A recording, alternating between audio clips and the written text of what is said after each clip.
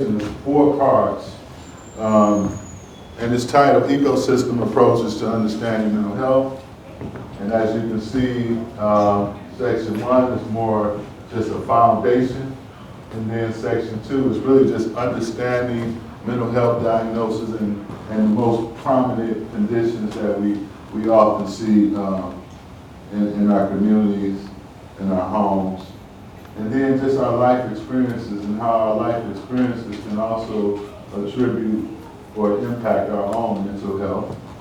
And then lastly, some opportunities in terms of self-care opportunities and self-awareness opportunities for you all as a resource, whether it's for you, your family, or loved ones.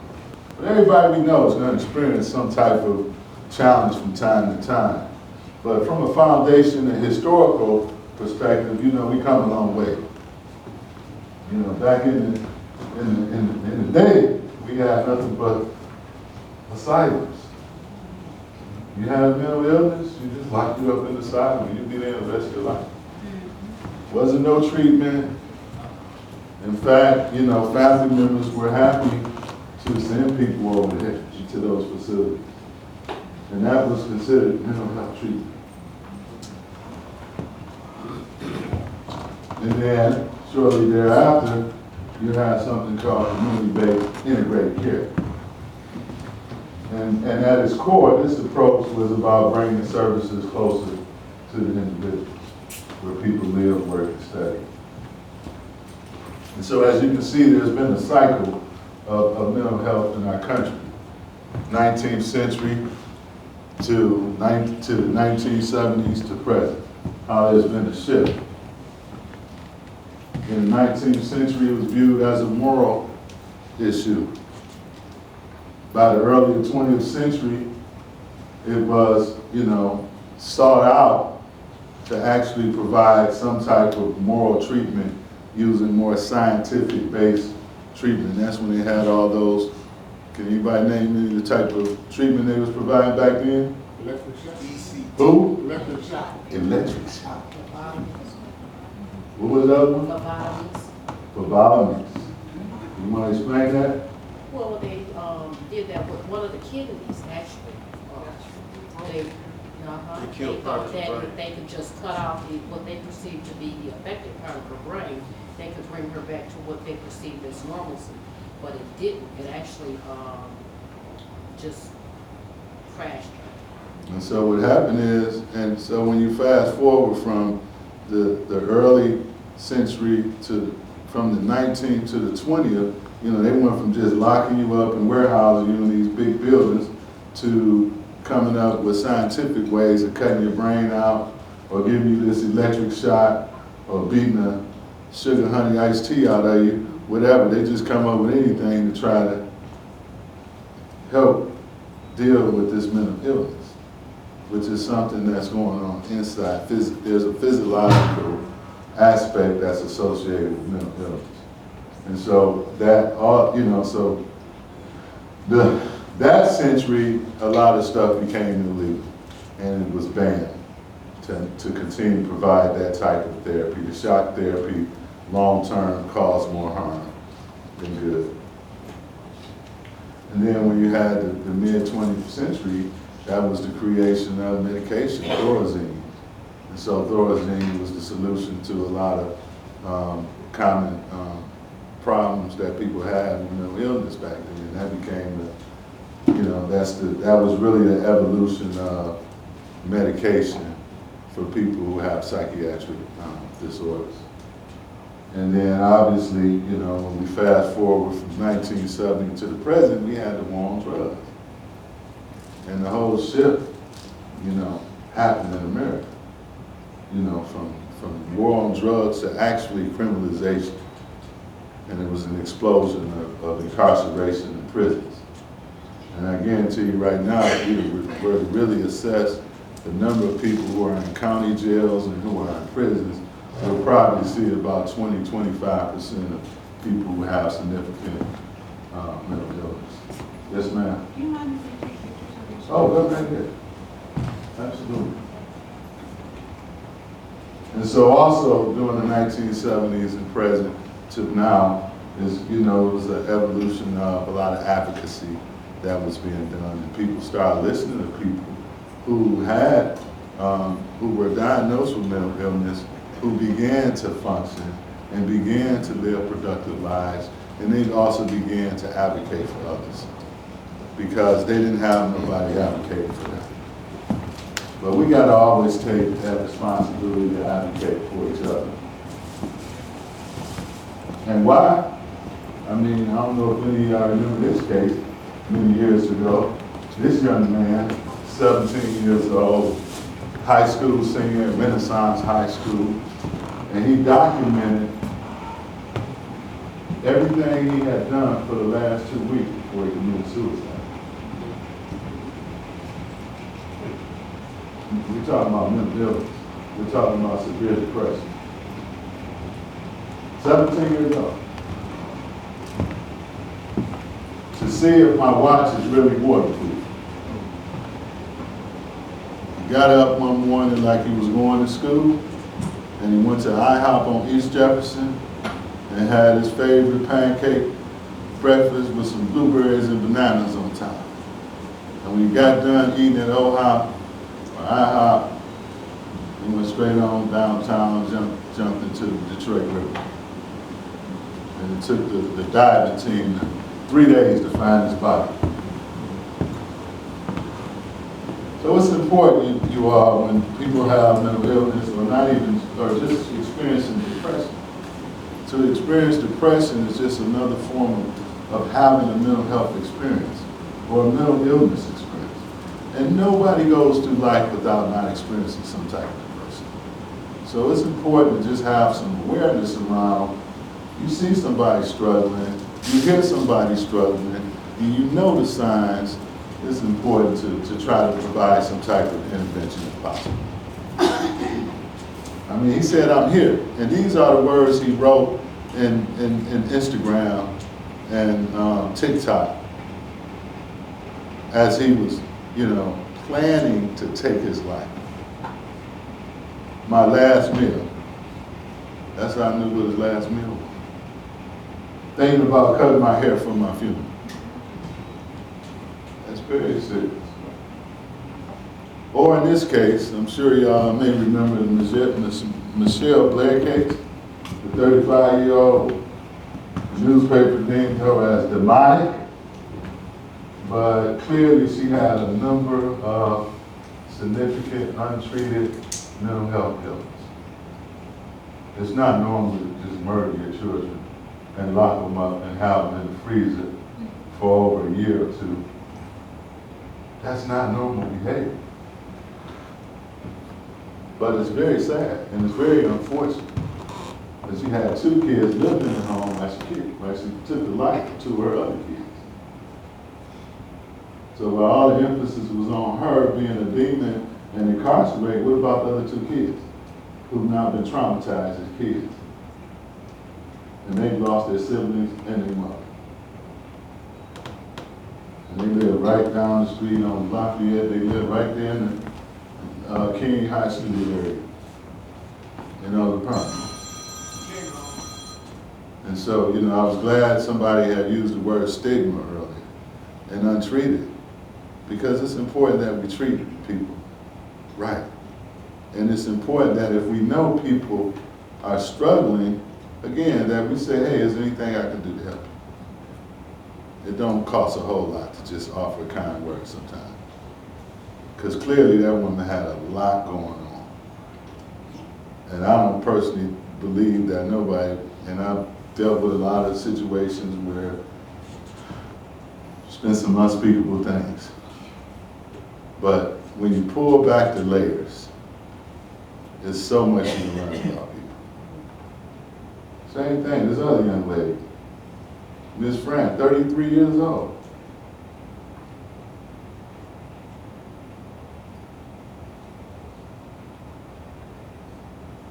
Trauma on the child impacts how the child develops later in life.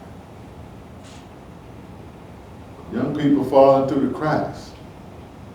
17 years old, 20 This young man, police shot him 38 times. Schizophrenia. You know, most of the law enforcement in America wasn't trained, or has not been trained. But it was cases like these that led to mental health first aid training. But look at this little man, this young man. 38 times. They told him to put the knife down. It's important. So we talk about, I know the question was raised earlier, mental health and law enforcement. There's so much to unpack here. I mean, I do what's called forensic psychology. In my first case, I represented a 28-year-old man who had committed a double homicide. He shot and killed his pregnant 25-year-old girlfriend. And once I began to unpack his life and his experiences, I discovered that, and he was on death row, by the way.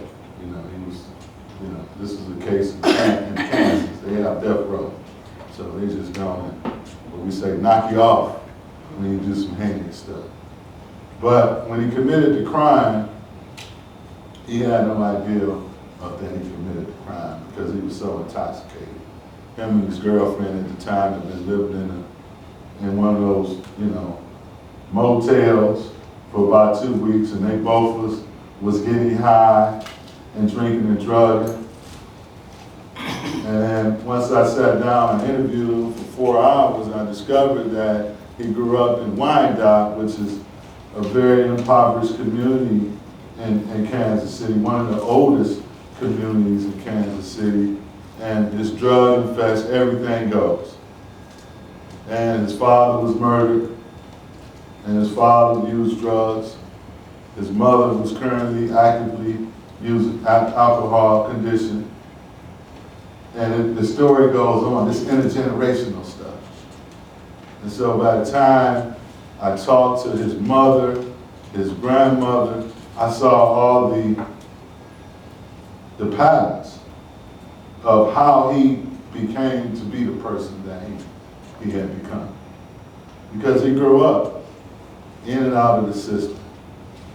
You don't grow up in poverty and don't be expected to be impacted by it. And not to say that you're gonna always do something illegal or wrong growing up in poverty, but you're more susceptible to do something, like develop a drug addiction or substance use disorder, or develop some type of anxiety.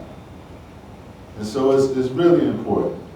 And so I did take the liberty just to write down some of these bullets of conditions that we know we all experience, whether we lose a loved one. Have y'all ever grieved from the loss of a loved one? I see you over there smiling. You probably grieved, lost your boo. You ever lost a boo and couldn't sleep at night? That's grief. It's real. And we're often taught not to honor those feelings.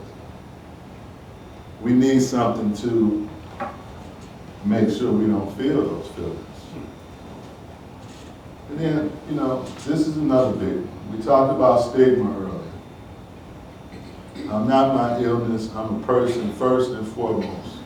My illness is something I happen to have, you know. So right now, a lot of times, you know, people may have a diagnosis with autism or whatever the issue is. We address people by their first name, not by their illness. We don't do that for people who have cancer. We don't say, cancer Sheldon. We say, Sheldon got cancer. And so again, it's about honoring people and meeting people where they are and supporting people where they are.